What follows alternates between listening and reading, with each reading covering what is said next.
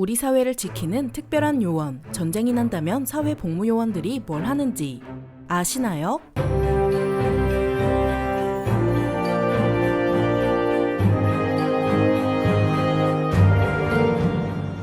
안녕하세요. 지식스토리입니다. 오늘은 우리나라에서 전쟁이 나면 공익은 무엇을 할지 알아볼 텐데요. 대한민국 국민인 남자가 병역 의무를 져야 하는 이유는 경제력에 비해 큰 군대와 핵을 보유한 북한과 대만을 호시탐탐 노리는 중국, 그리고 재무장을 추진하는 일본 때문입니다. 거기에 최근에는 러시아와의 관계도 나빠지고 있으니 더욱 긴장할 수밖에 없는 상황이기도 하죠. 그래도 북한은 제대로 굴러가는지 의문이고, 러시아는 이번 전쟁으로 종이호랑이라는 게 드러났는데 90%나 징병하는 건 좀 아니지 않나 싶을 수도 있습니다. 하지만 우리나라에 닥친 저출산 문제로 인해 한 사람이라도 더 아쉬운 국군은 신체 등급 4급까지 현역으로 만들고 싶을 텐데요. 이 때문에 신체 등급 4급이라 할지라도 본인이 원하면 현역 복무가 가능하도록 열어놓았고, 2023년 상반기부터 이를 독려하기 위해 상근 예비역 선발 기회를 부여하고 있습니다. 여기서 말하는 상근 예비역의 복무 기간은 18개월로 현역병과 같지만 집에서 출퇴근 근무가 가능하다는 큰 차이점이 있고, 평토 방위 업무를 수행하는 군부대 또는 기관에서 복무하는데요. 집에서 출퇴근하면서 현역병이랑 같은 취급을 받으니 모병제 같기도 하고 현역병의 부러움도 살 것 같지만, 선발에서 떨어지면 예외 없이 현역병으로 가서 외출조차 자유롭지 못하게 될 수도 있습니다. 모두가 싫어하지만 누군가는 해야만 하는 국방부 퀘스트는 다소 아프더라도 얄짤없는데요. 21년 2월에 따르면 국방부는 연간 입대 병력을 최소 30만 명으로 보고 있습니다. 현재 숫자인 50만 명 수준에서 계속 줄어들더라도 30만 명은 꼭 유지해야 국방에 문제가 없다는 걸 의미하죠. 중국이 230만 명인 걸 고려하면 상비군만 무려 120만 명이나 있다는 북한의 수치가 다소 과장되었을 것 같은데요. 아무리 과장을 했더라도 북한은 현재 실질적으로 70만 명 정도의 병력 규모를 보유하고 있을 겁니다. 한마디로 국방부는 1대2 정도의 교환비를 상정한 것이라 볼 수 있죠.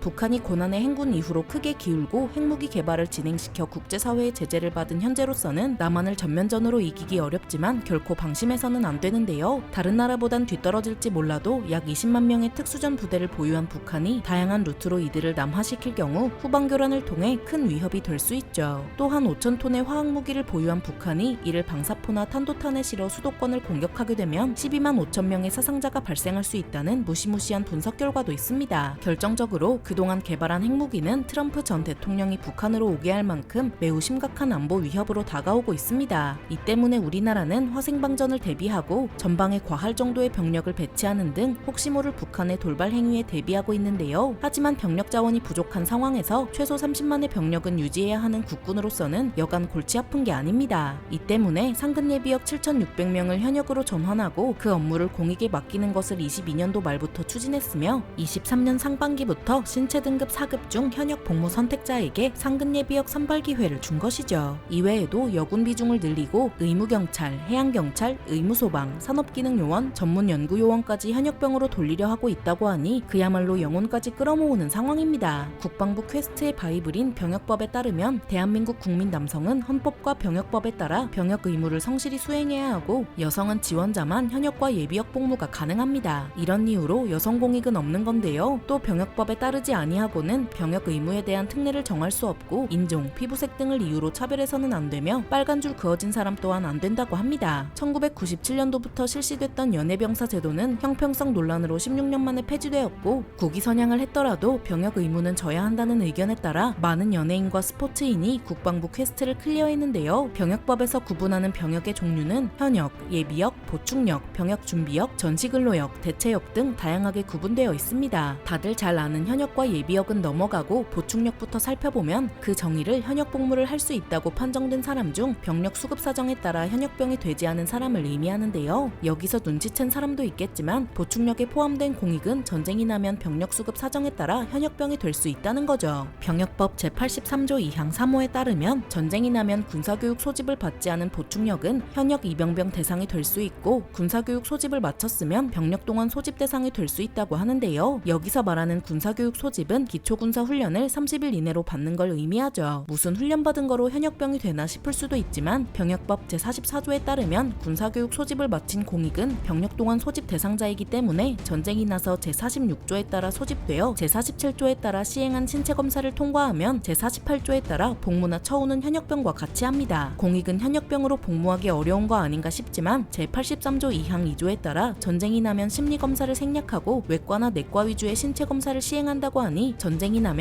정신건강이 나빠도 얄짤없네요. 1년 이내로 군사교육 소집을 받기론 했지만 아직 받지 않은 상태로 전쟁이 발발하게 된다면 제55조 3항과 제83조 2항 3조에 따라 전시근로 소집 대상이 됩니다. 여기서 말하는 전시근로 소집은 군사 업무를 지원하기 위해 지정된 인원을 모으는 것인데요. 병역의 종류 중 하나인 전시근로역이 여기 포함됩니다. 전시근로역은 신체 등급 5급으로 대체역법 제16조에 따라 무기를 사용하거나 관리 단속하는 행위, 인명살상 또는 시설 파괴가 일어나거나 그러한 능력 향상을 위한 행위만 가능하고 그 밖의 이와 유사한 행위는 할 수 없습니다. 말이 좀 길었는데요. 전시근로역은 전쟁이 나면 군사 업무를 지원할 수 있어도 전투원으로 쓰면 안 된다는 겁니다. 하지만 전쟁이 난다 해서 공익이 무조건 현역병으로 동원되는 건 아닌데요. 병력 동원 및 전시근로 소집 규정 제10조 3항 4조에 따르면 보충력을 제외하고 예비역 위주로 동원 지정하되 공익도 동원 지정할 수 있다고 합니다. 이에 따라 전쟁이 나면 예비역 313만 명이 우선 동원되고 공익은 병력 수급 사정에 따라 동원된다는 것이죠. 현역 50만 명의 예비역 310만 명을 더하면 총 360만 명의 병력이 갖춰지는데 이렇게 많은 병력을 뽑아두고도 공익이 동원한다는 것은 말 그대로 최악의 상황인 것입니다. 만약 전쟁이 실제로 벌어지는 양상은 모르겠으나 서울 불바다를 외치는 북한은 수도권을 집중하여 공격할 가능성이 커서 핵사용을 고려할 수도 있는데요. 특히 전술핵을 활용한 EMP 공격 전술은 우리 무기 체계에 대한 매우 위협적인 전술입니다. 북한의 전술핵이 중부지방 부근 상공 50km에서 폭발하면 우리 군의 방공망과 공군은 가동불능 상태가 되며 이때 150대의 북한 전투기가 주요 시설을 폭격하게 된다면 큰 피해를 입게 되는데요. 이 때문에 국군은 북한의 전술핵에 대한 대응 및 억지력 달성을 위해 한국형 삼축 체계 구축을 추진하고 있습니다. 한미연합군이 북한의 전술핵 대응에 실패해 EMP 공격이 성공하는 동시에 수도권에 화학무기가 투하되고 특수전부대의 후방 교란까지 성공하면 한미연합군은 큰 타격을 입을 수밖에 없죠. 이 정도로 최악의 상황을 가정하지 않는 이상 한미연합군이 다소 피해를 보더라도 이기긴 할 테니 공익은 전쟁이 나면 병력 동원 소집보다 전시근로 소집으로 군사 업무를 지원하는 게 맞을 것입니다. 상근 예비역의 업무를 공익에 맡기려 했으니 전쟁이 나면 상근 예비역을 현역병으로 전환하고 공익이 향토 방위 업무를 수행하는 군부대 또는 기관에서 군사 업무를 보는 게 적합할 수도 있죠. 이외에 병역 준비역은 병역 의무자로서 현역, 예비역, 보충역, 전시근로역 및 대체역이 아닌 사람인데요. 쉽게 말해 미성년자라는 겁니다. 미성년자에게 군사 교육 훈련을 시행했던 과거가 있지만 97년부터 선택 과목으로 전환되어 사실상 폐지되었고 지금 미성년자에게 군사 교육 훈련을 시행한다고 하면 어떻게 될지 굳이 말 안 해도 되겠죠. 하지만 병역법 제57조 1항에 따르면 고등학생부터 군사 교육을 실시할 수 있는데요. 이 경우 현역병 또는 공익복무 기간을 단축할 수 있고 고등학교에 사관 또는 부사관 후보생 과정을 둘 수 있어 이 과정을 마친 사람은 현역장교나 부사관이 될 수 있다고 합니다. 병력 자원이 부족한 상황이니만큼 국군은 고딩에게 잘 어필해야겠네요. 마지막으로 대체역은 헌법이 보장하는 양심의 자유를 이유로 현역, 보충역 또는 예비역의 복무를 대신하여 병역을 이행하고 있거나 이행할 의무가 있는 사람입니다. 대체역은 종교적 신념 등에 의한 군복무 거부자가 비군사적 성격의 공익적 업무에 종사하게 함으로써 대체 복무를 이행할 수 있도록 하는 것으로 현역병이 보면 뭔가 안 입고 올 수 있는데요. 거짓으로 진술하는 등 부정한 방법으로 대체역이 되면 현역병이나 공익으로 다시 복무하게 되고 대체 복무기관이 교도소, 구치소 등 교정시설인데다 무려 36개월 동안 합숙 복무한다고 합니다. 군대가 교도소보다 못하다고 까는 일도 있는데 대체역은 진짜로 교도소로 보내버리니 이건 뭐 할 말이 없네요. 양심의 자유나 종교적 신념은 존중받아야 하지만 징병제가 시행되고 있는 우리나라에서는 형평성 문제가 제기될 수밖에 없어 어느 한쪽 편을 들어주기 난감한 상황입니다. 현역과 예비역은 말할 것도 없고 공익도 전쟁이 나면 현역병 또는 전시근로역으로 복무하는데 양심의 자유나 종교적 신념을 이유로 대체 복무를 하면 현역, 예비역, 보충역으로서는 형평성에 어긋난다고 보겠죠. 그래서 대체역을 교도소에서 36개월 동안 복무하는 사실상 징역 같은 대체 복무를 부과한 게 아닐까 싶습니다. 현역이든 공익이든 우리나라의 국방의 의무를 지기 위해 자기 자리에서 열심히 노력하고 계시는 그 모든 분들께 감사의 말씀을 전달드립니다. 이렇게 공익을 시작으로 다양한 복무자들은 전쟁이 발발하게 되었을 때 어떤 역할을 수행하는지 알아보았는데요. 영상이 유익하셨다면 구독과 좋아요 부탁드립니다. 감사합니다. 지식스토리였습니다.